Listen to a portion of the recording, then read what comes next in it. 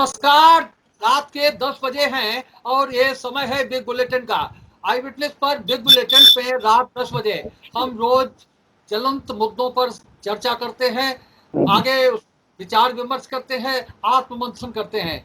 आज की डिबेट में भाग ले रहे हैं, आज के बिग बुलेटिन में जो लोग भाग ले रहे हैं, जो अतिथि हैं हमारे, उनमें भाजपा के वरिष्ठ नेता सत्यपाल सिंह जी हैं, भाजपा के पूर्व जिला उपाध्यक्ष, पूर्व जिला महामंत्री वरिष्ठ नेता नमस्कार। हैं, कांग्रेस के जिला अध्यक्ष विजय कटियार जी है, वो कांग्रेस के जिला नमस्कार। अध्यक्ष शुभम तिवारी हैं, और समाजवादी पार्टी के जिला महामंत्री मनदीप यादव जी हैं। शिक्षक, कवि और हिंदी भाषा के बड़े विद्वान महेश पाल सिंह हैं, और एक जी बहुत बड़ी सलाम। अतिथि हम सबके बीच में है इस जिले में, जिसने इंटर में टॉप किया है, पूरे जिले की टॉपर है, श्रेया हमारे बीच में है। आज हम सबका सौभाग्य है कि श्रेया बधाई।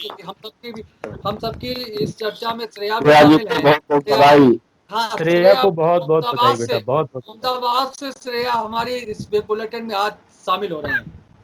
आज की इस डिबेट पर हम चल रहे हैं, एक अजीब से आंकड़े आए हैं इस बार।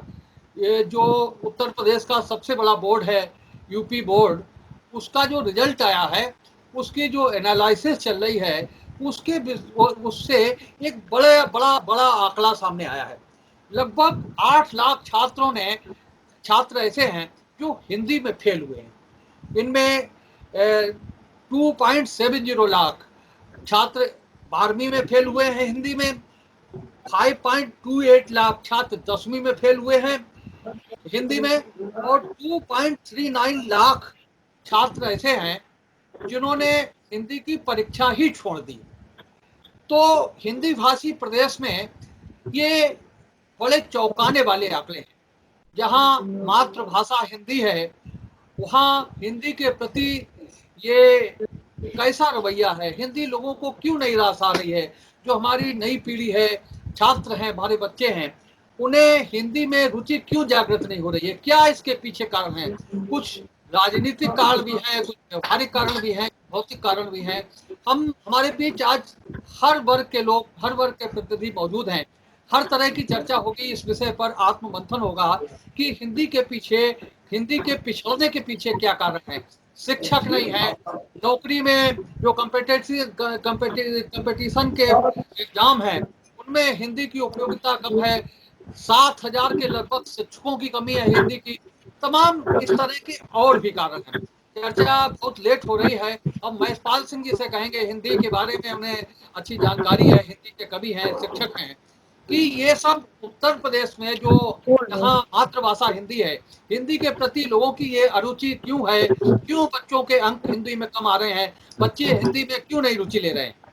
महेशपाल सिंह जी। जी जी जी।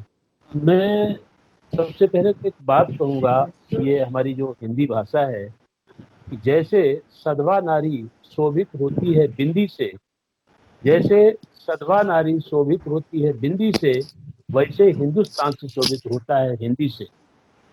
मित्रों, वास्तव में ये बड़ा ही दयनीय है जो आपने आंकड़े दिए हैं, लेकिन इसके पीछे कुछ कारण जो मेरे समझ में हैं, मैं उनको बताना चाहूँगा। सबसे पहली बात तो ये है, यद्यपि अगर ये माना जाए कि आंकड़े हमारे बता रहे हैं कि 8 लाख लोग हाई स्कूल प्लस इंटर में फेल हुए हैं हिंदी में, तो निश्चित रूप से इससे और कहीं ज़्यादा अन्य विषयों में भी फेल हुए हैं।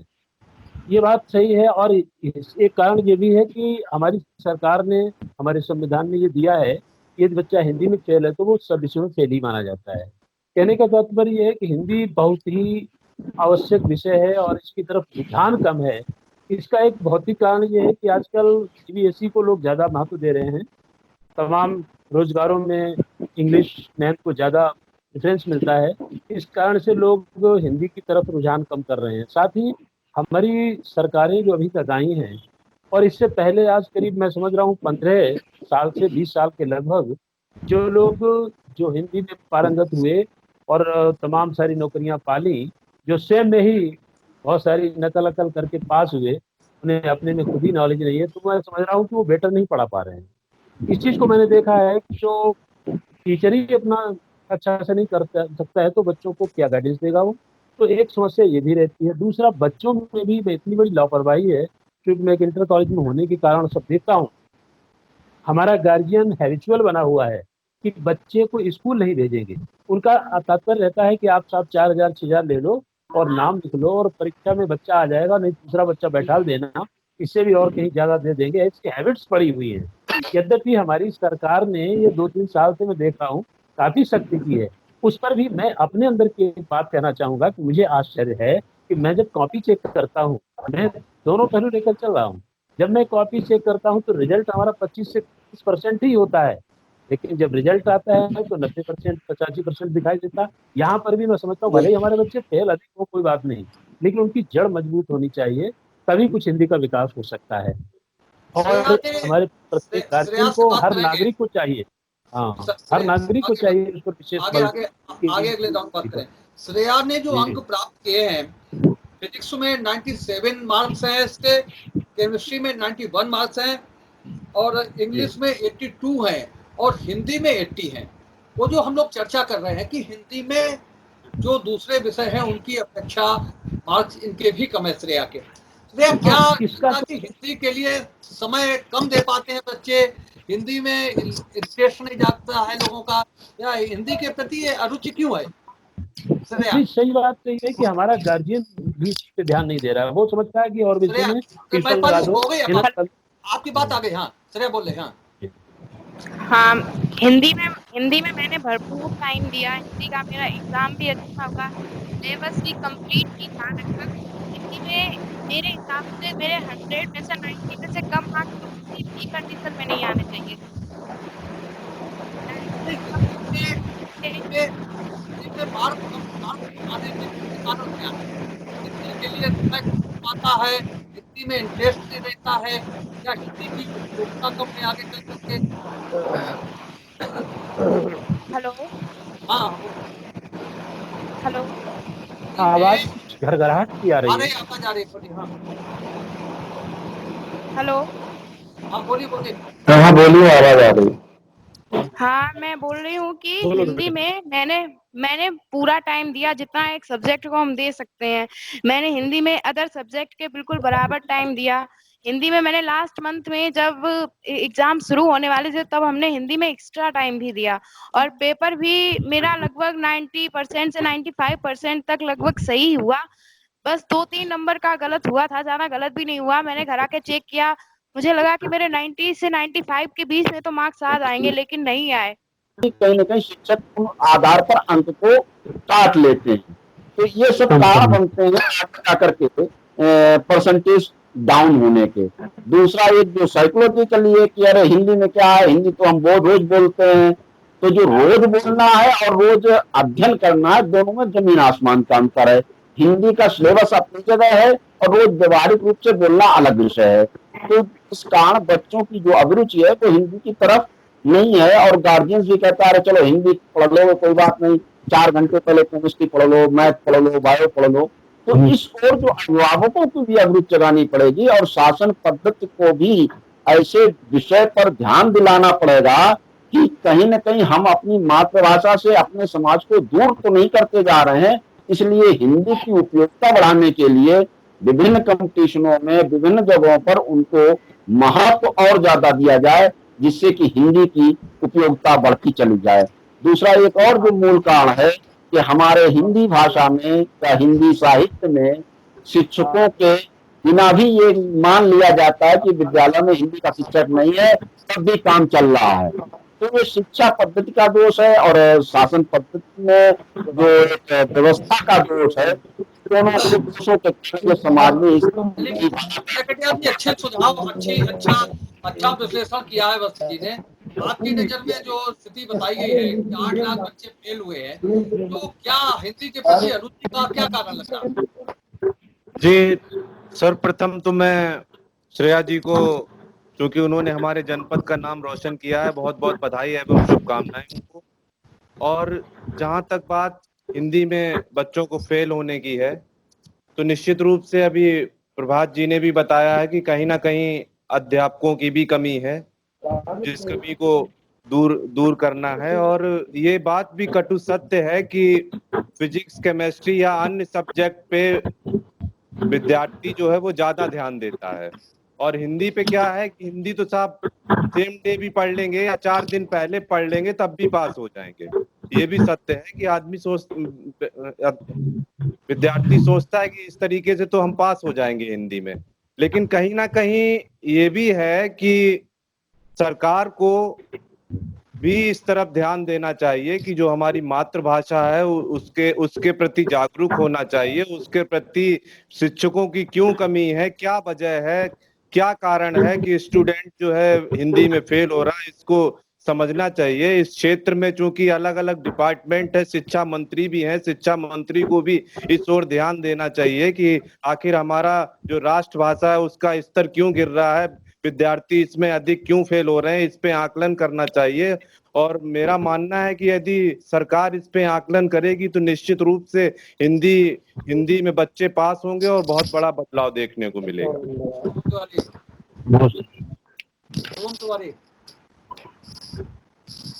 शुभम तिवारी। देखिए सबसे पहले जी शुभम जी बताइए। श्रेया के पिताजी सबसे पहले तो मैं इस मेधावी छात्रा श्रेया को बधाई देना चाहूंगा, और उसने जो अपनी बात रखी है उसका अपना एक परसेप्शन है जो हम लोगों के लिए भी। जी मेरी आवाज आ रही है ना? जी हाँ बोलो। आ रही है, बोलिए बोलिए। आ रही है भाई, आ रही है। मैं इस बच्ची को बधाई देते हुए अपनी बात यहाँ पर रखना चाहूंगा कि विषय ये नहीं है कि हिंदी के सब्जेक्ट में बच्चे फेल हैं। विषय ये है कि यूपी बोर्ड में हिंदी विषय में हमारे यहाँ के बच्चे फेल हैं। ये बड़ा प्रश्न है। कहीं ना कहीं मैं बच्चों की बौद्धिक क्षमता पर कोई सवाल नहीं उठा रहा, और वो उठाना ठीक भी नहीं है, क्योंकि बच्चे बाकी सब्जेक्टों में अगर स्कोर दे रहे हैं, परसेंटेज दे रहे हैं, तो लापरवाही उन शिक्षकों के शैक्षिक स्तर की है कि आज बच्चे अपनी मातृभाषा में इस कमजोरी का एक जो है एक रिजल्ट हम लोग के सामने। श्रेया ने जो बात कही है वो बात 100% सही है, लेकिन उसका परसेप्शन इंटरमीडिएट के हिसाब से है, जहां पर 4 एडिशनल सब्जेक्ट और जुड़ जाते हैं। लेकिन जो बच्चे हाई स्कूल तक आके हिंदी में फेल हो रहे हैं, यानी वो अपनी बेसिक स्ट्रेंथ को खो रहे हैं, और उनकी बेसिक स्ट्रेंथ आज अगर वीक हो रही है तो इसके पीछे सबसे बड़ा अगर एक रोल है, सबसे बड़ी गलती है तो उन शिक्षकों की है जो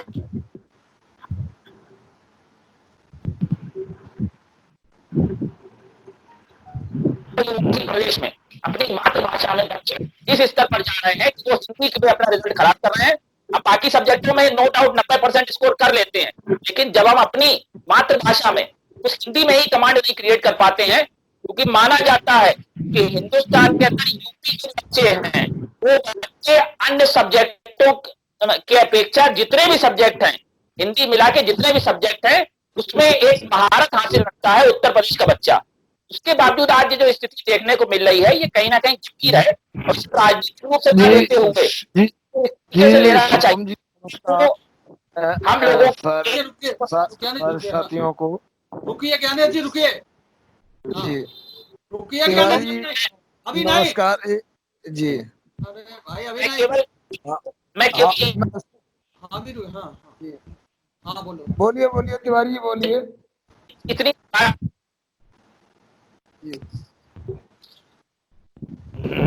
आवाज कट रही है।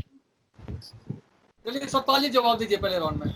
कहना चाहिए इस मुद्दे को अब सिर्फ चर्चा करके ना टाल दें, साथ ही उन शिक्षकों के प्रति और एक जिम्मेदारी का भाव बनाना चाहिए किसी भी तरीके से, चाहे सरकार इसमें प्रेशर एक हस्तक्षेप करे, ये व्यवस्था बदलनी चाहिए, क्योंकि उत्तर प्रदेश का बच्चा सर्वांगीण विकास होना चाहिए। चलिए सतपाल जी जवाब दीजिए पहले राउंड में। शेखर जी, सब लोगों ने अपने अपने हिसाब से इस संबंध में कहा है, और हम सब जानते हैं कि जहाँ तक यूपी बोर्ड की बात है, उसमें जो हमारे अपने सरकारी कॉलेज हैं उनकी संख्या अन्य कॉलेजों को कंपेरिजन में मुझे लगता है कि 5-7-10% से ज़्यादा नहीं होगी, जो मान्यता प्राप्त हैं सरकार से, जो एडिड हैं।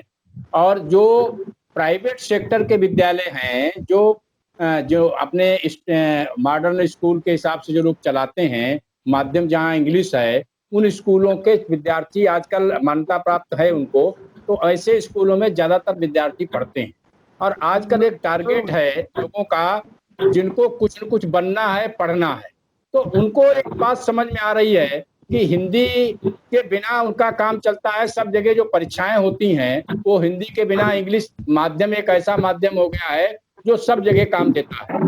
जैसे मैथ पढ़ाएंगे तो इसमें इंग्लिश का प्रयोग होता है, फिजिक्स पढ़ाएंगे तो इंग्लिश का प्रयोग होता है, केमिस्ट्री पढ़ाएंगे तो उसमें इंग्लिश का प्रयोग होता है। तो ये जो व्यवहारिक तौर पर जो पोजीशन आज के समय में है, और एक आज व्यक्ति को ये बड़ा, चाहे हम गांव के हों चाहे शहर को हों, जब उसका बच्चा एक अच्छे तरीके से इंग्लिश में बोलता है, बात करता है, उसको लगता है, तो हम सब लोग बड़े हिंदी के महत्व देने वाले लोग हों, लेकिन उसके बाद उनको लगता है कि ये हमारा बच्चा आगे चलकर सारे टेस्ट में IAS, IPS, IIT, इन सारे टेस्टों में, जिसमें महत्व इंग्लिश हिंदी का धीरे धीरे कम हो गया। इसके कारण भी लोग उस पर थोड़ा सा कम ध्यान देते हैं। जिस चीज के बिना काम चल सकता है उसके बिना लोग काम चलाने का प्रयास करते हैं। दूसरी बात यह है कि हिंदी के जहाँ तक उसका आज का जो स्तर है, आज उसके प्रति लोगों का पड़ता है। हमको हिंदी कब अच्छी लगती है? जब किसी का लच्छेदार भाषण सुनते हैं। हमको हिंदी कब अच्छी लगती है? जब कभी सम्मेलन में किसी की अच्छी कविता सुनते हैं। लेकिन जब हम अपने बच्चे को पढ़ाने की बात करते हैं कि हिंदी के माध्यम से अगर उसका मामला हो, ठीक हो, तो इस पर हम लोगों का थोड़ा सा कम ध्यान जाता है। और ये बात ठीक है कि इंग्लिश के कंपैरिजन में हिंदी जो है ये थोड़ी सी टफ भी है। आप उसमें जो वर्णमाला, अक्षर, स्वर, व्यंजन, इसकी जानकारी जो इंग्लिश मीडियम के स्कूल चल रहे हैं, जिनमें अधिकांश हमारे बच्चे पढ़ते हैं, जो अपने कंपटीशन की तैयारी करते हैं, उसमें जो हिंदी का शिक्षक होता है उसका ज्ञान भी उस हिसाब से नहीं होता, उस पर लोग ध्यान भी नहीं देते। और इसलिए इस पर एक, जैसे आज अगर सिंधी है तो वो अपनी सिंधी भाषा बोलता है, पंजाबी है पंजाबी भाषा बोलता है अपने घर के अंदर, ऐसे ही तेलुगु वाला तेलुगु बोलता है। ऐसे ही हिंदी के प्रति अपने सबके मन में जब स्वाभिमान पैदा होगा, केवल उसका एक ही जगह महत्व है कि नेता जब भाषण करता है तो लोग सोचते हैं कि बढ़िया इंग्लिश में लच्छेदार अलंकार व्यंजन का प्रयोग करते हुए भाषण करता है, कविता कभी सुनाता है तो उसमें करता है। तो ये सब चीज आगे चलकर हमारे व्यवहारिक जीवन में भी आए, एक राष्ट्रीय स्वाभिमान हर परिवार के सदस्य और बच्चे के मन में पैदा हो कि टेस्ट पास करना अलग है, लेकिन हिंदी का ज्ञान करना हमारे लिए राष्ट्रीय स्वाभिमान और गौरव की बात है। ये हमारी मातृभाषा है, इससे जुड़ना आवश्यक है, जैसे अन्य लोग भी करते हैं। आज उस भाषा का उपयोग श्रेया के पिताजी शिक्षक हैं, वो भी मौजूद हैं हम सबके बीच में। हम चाहेंगे कि वो भी उनका जो अनुभव हो इस क्षेत्र में कि हिंदी क्यों पिछड़ रही है, हिंदी के प्रति लोगों की क्यों अरुचि बढ़ रही है। ज्ञानेश जी बताइए, क्या आपके नजरिए में, आपके विश्लेषण में क्या आता है? सभी महानुभावों को बहुत बहुत नमस्कार जी। और लगता है कि हमसे वरिष्ठ लोग बैठे हुए हैं और विचारों का आदान प्रदान कर रहे हैं। हिंदी के बारे में हम हिंदी तो या कोई ऐसा मौका है लिखने का करते हैं तो हमारा बच्चा देश के खिलाफ कि हमारा बच्चा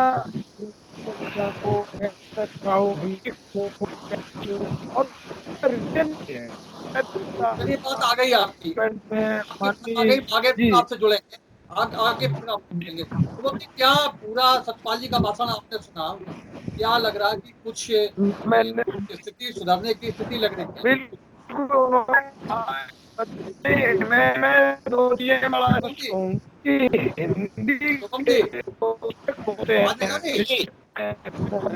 स्थिति सुधरने की स्थिति लग रही। पांडे जी, अभी सतपाल जी को आपने सुना, क्या लग रहा कि कुछ स्थिति सुधरेगी, कुछ संभावनाएं हैं, कुछ प्रयास होने चाहिए?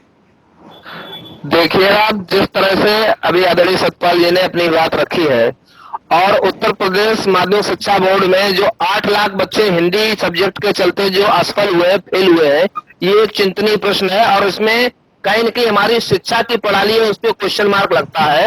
और जो हिंदी के प्रति बच्चों, छात्रों में एक रुचि की कमी देखी जा रही है, कि इंटरेस्ट की कमी देखी जाती है। इस विषय को बेहतर बनाने के लिए, इसमें बच्चों में इंटरेस्ट पैदा करने के लिए सरकार को और विभाग को, शिक्षा विभाग को समुचित कदम उठाने पड़ेंगे।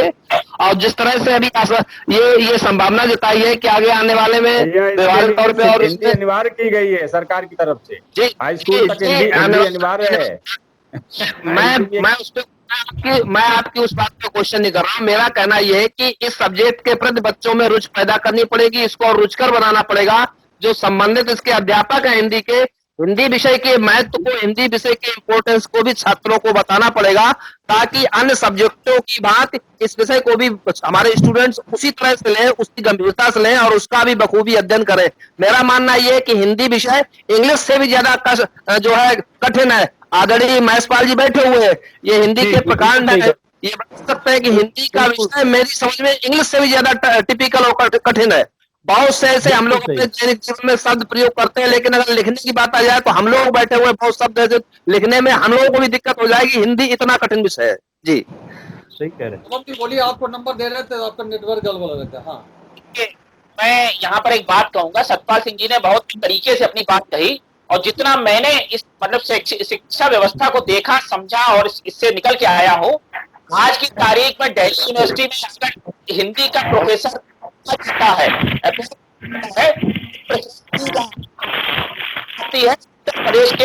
प्रदेश, ये मैं आपको वो बात बता रहा हूँ क्योंकि मैं वहां का पढ़ा हुआ हूँ। दूसरी, बीएचयू में अगर प्रेफरेंस दिया जाता है तो हमारे इस मध्य क्षेत्र के शिक्षक को वहां प्रेफरेंस दिया जाता है। एएमयू में जो इंटर की तक की बात कर रहे हैं, वो तो ऊपर की बात हो गई भाई, इंटर तक की बात हो रही है। मैंने क्या बताया, तो जब लोग पढ़े रहे हैं, जब इंटर तक की बच्चा बात हिंदी में बोर्ड में 10वीं में फेल हो जाएगा, हिंदी के क्षेत्र में कभी करियर नहीं बना पाएगा। पढ़ाई जाती है इंटर तक, जरा बताओ प्राइवेट स्कूल जो है मैं आपसे सतपाल जी बात समझने का प्रयास कीजिए। यहाँ पर लड़ाई राजनीतिक नहीं है, यहाँ पर लड़ाई बच्चों के, जो आने वाले बच्चे हैं, इनके भविष्य की है। यहाँ पर अगर आज हिंदी जिसकी मान्यता अन्य प्रदेशों के यूनिवर्सिटियों में यहाँ के बच्चे को प्रेफरेंस दिया जाता है कि ये बच्चा इसी बोर्ड से आया है, इसे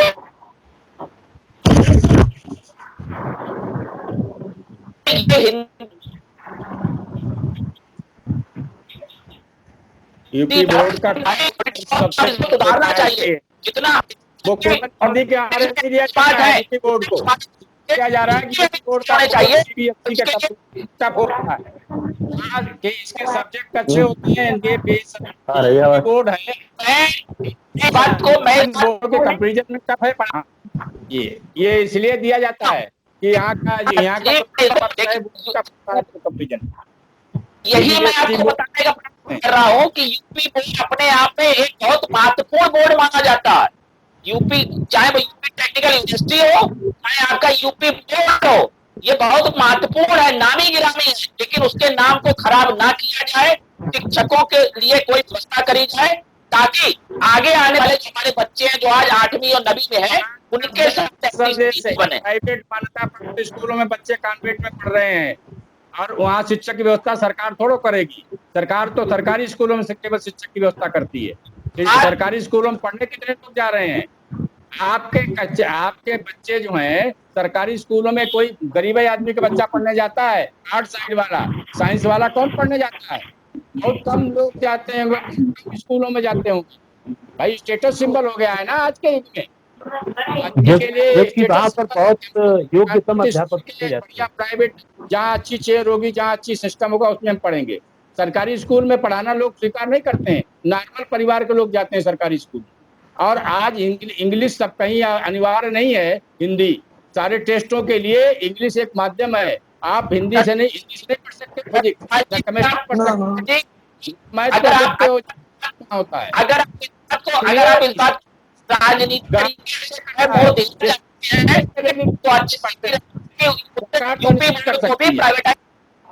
भाई उसको जिस तरीके से रेलवे वगैरह को कर दीजिए, क्योंकि कहीं ना कहीं आपकी अब संभलने वाली व्यवस्था नहीं है। सरकार नहीं तय करेगी कि आप बच्चे क्या पढ़ाओ। वहां पर आप गार्जियन तय करेगा महाराज, ये गार्जियन तय करता है कि हम अपने बच्चे को कहाँ पढ़ाएंगे। समय होगा। हाँ, मैं ये कहना चाहता हूँ कि अगर आदरणीय सत्यपाल सिंह जी ने कहा कि स्टेटस सिंबल यदि इंग्लिश है, तो इस स्टेटस सिंबल को बदलने की आवश्यकता है, हिंदी करने की आवश्यकता है। इसमें सरकार को आगे आना। पड़ेगी। सरकार सरकार को की सोच इसीलिए अनिवार्य किया है। ये गार्जियन की सोच बदलो ना, समाज का सोच बदलो, आज का सोच बदलो। आप अपने बच्चों को जब इंग्लिश बोलता है तो बहुत अच्छा लगता है, और हिंदी में कहते हो भाई हिंदी में करो सब कुछ। अच्छे स्कूल में जो इंग्लिश मीडियम है जहाँ हिंदी में अगर बोलने में डांट पड़ती है, भाई सबके बच्चे पढ़ते हैं भाई। नेटवर्क सही करो, आवाज नहीं तुम्हारी सही आ रही।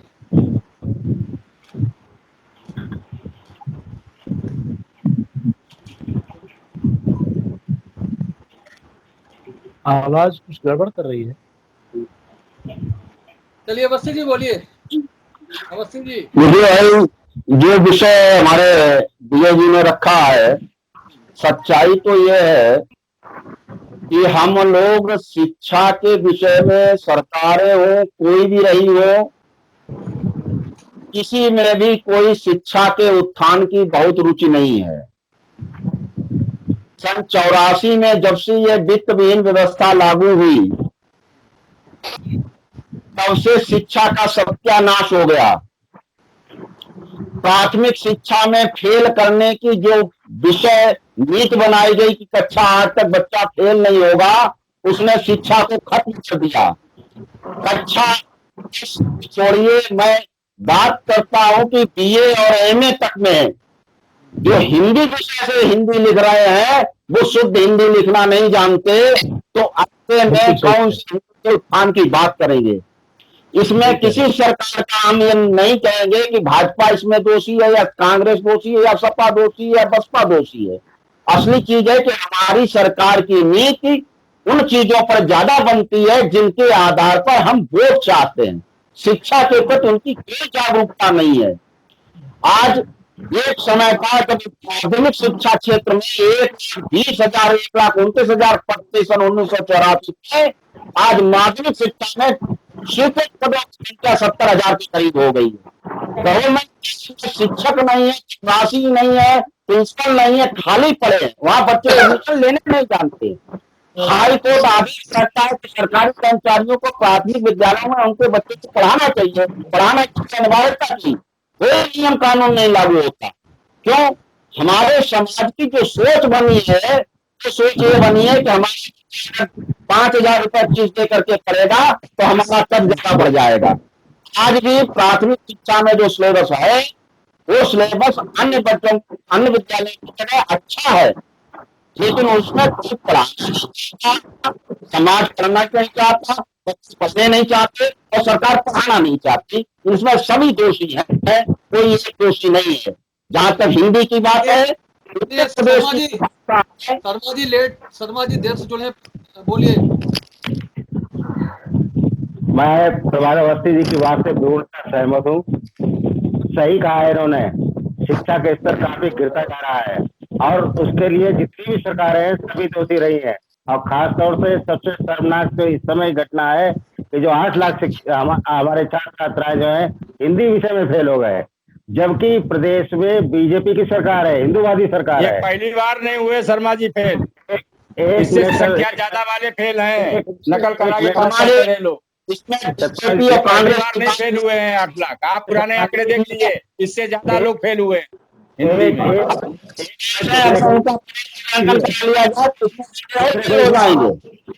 सबसे मेन बात है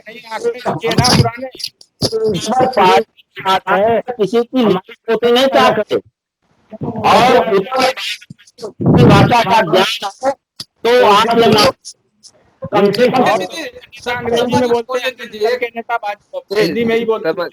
हाँ बोलिए। अमेरिका हिंदी शुद्ध सकते बेसिक हमारे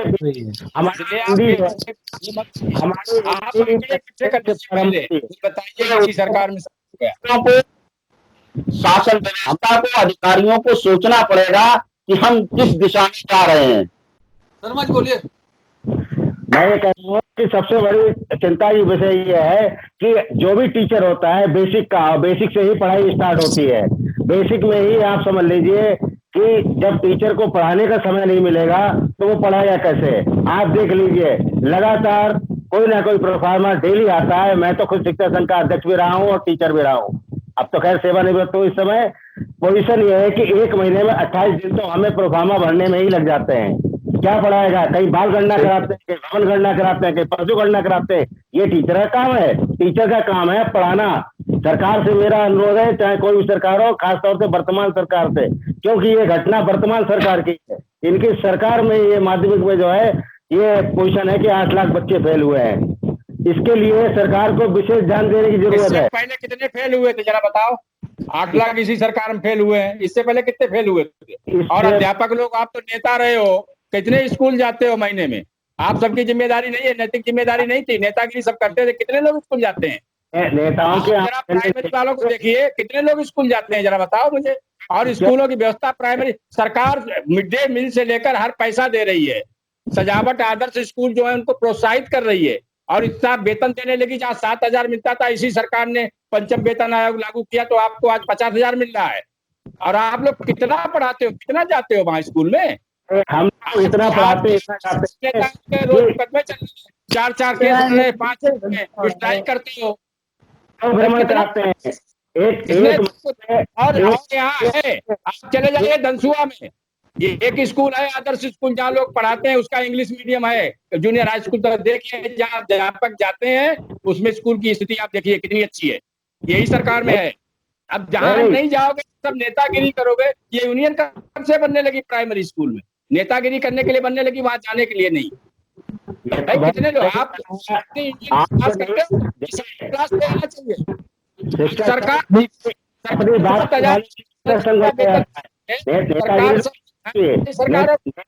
बिल्डिंग बना रही है। भाई एक बात बताइए, आप जो सरकारें बनाते हैं इसमें तो नेता ही बनते हैं। अपने विपक्ष अपनी बात रखता है, सरकार उसमें सोचती है, करना।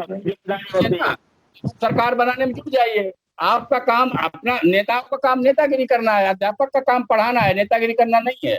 दो में से एक फैसला करना पड़ेगा ना। सबका काम बटा है और नेता जो नेतागिरी करता है वो नहीं पढ़ाता है। हम तो साफ कहते हैं, चाहे वो डिग्री का नहीं पढ़ाए, चाहे इंटर में पढ़ाए और चाहे वो प्राइमरी में पढ़ाए, जो नेता है शिक्षकों का वो पढ़ाने नहीं जाता है। अधिकारी 8 से 10 स्कूल चेक करता है। क्यों चेक करता है? इसीलिए चेक करता है कि वहाँ टीचर आता है कि नहीं आता है। इस बात की इनकी जिम्मेदारी देगी। यूनियन बनाने की क्यों जरूरत पड़ी? आप स्कूल जब नहीं जाते हो वो चेक करता है, आप स्ट्राइक करते हो, आप उसके खिलाफ धरना देते हो, आप उसके खिलाफ प्रदर्शन करते हो। ये अध्यापकों का काम है। जो नहीं आता उनके खिलाफ करो।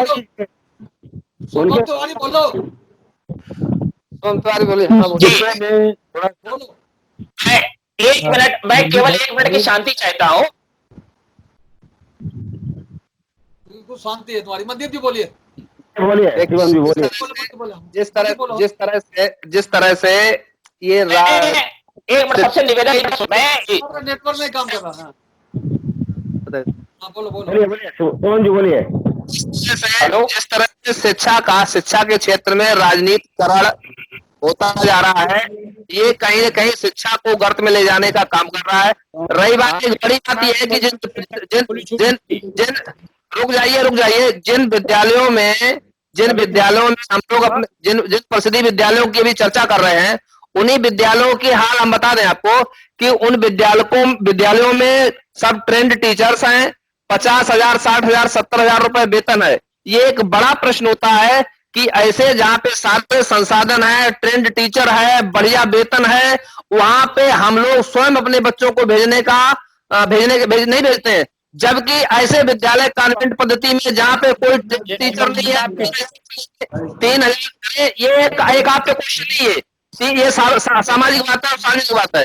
3,000 से लेके 5,000 तक जो अनट्रेंड टीचर को हम लोग वेतन देते हैं, उन स्कूलों में बच्चों पे क्या कारण है? ये कहीं न कहीं सारी आपकी जो शिक्षा पद्धति है इस पे बड़ा प्रश्न चिन्ह है। सरकार को हम लोगों को सब शिक्षा के क्षेत्र में ध्यान प्रयास करना चाहिए। शुभम जी बताइए। बोलिए शुभम, बोलिए जी। मैं केवल ये कहना चाहूंगा कि सतपाल सिंह जी ने अभी थोड़ा आवेश में आके एक बात स्वीकार करी कि शिक्षक स्कूल नहीं जाते हैं, इस वजह से जो स्थिति बनी हुई है, ये भी उसी बात से जोड़ के देख।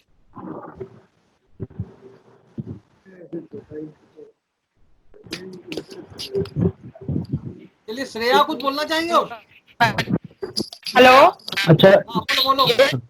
चलिए रहने दी। हाँ, ये जो स्कूल गवर्नमेंट स्कूल हैं, इनमें ये बताइए कि कितने ऑफिसर्स के बच्चे आते हैं पढ़ने गवर्नमेंट स्कूल में, कितने लीडर्स के बच्चे ऐसे हैं जो गवर्नमेंट स्कूल में पढ़ने आते हैं। मेरे पिताजी खुद एक गवर्नमेंट टीचर हैं, उनके स्कूल में तो ना ही कोई लीडर का बच्चा आता है, ना ही कोई ऑफिसर का बच्चा आता है। ऐसा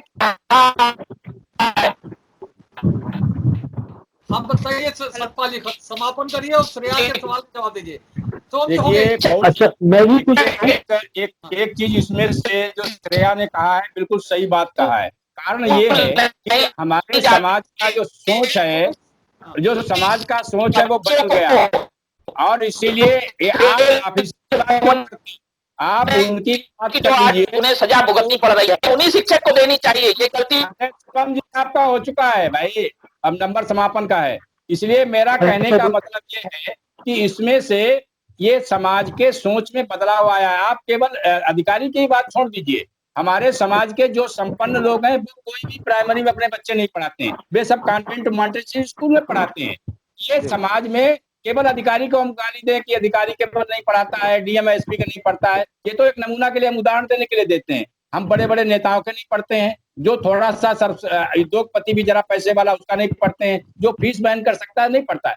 तो ये एक स्टेटस सिंबल हो गया है, समाज के सोचने का तरीका बदला है कि हमारा बच्चा कितने अच्छे स्कूल में पढ़ता है। बाद को हाई स्कूल के बाद भले कहीं कुछ न रहे, लेकिन ये समाज का सोच भी बदलेगा।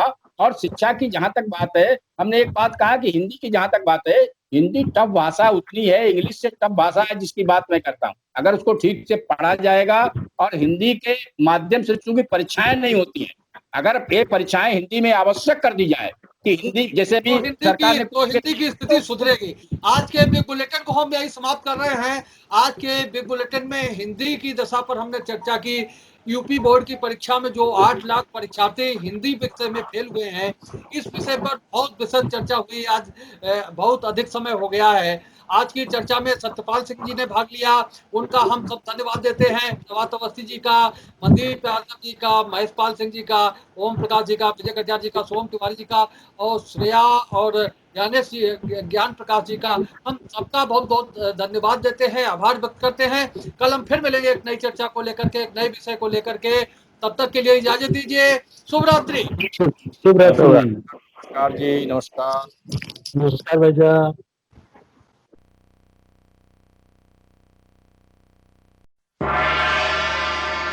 नमस्कार, मैं हूं अनिल वर्मा शेखर। उम्मीद है आपको हमारा ये एपिसोड पसंद आया होगा। आप इसे लाइक करिए, अपने दोस्तों के साथ शेयर करिए और हमारे चैनल को सब्सक्राइब करिए। यही आपसे निवेदन है। धन्यवाद।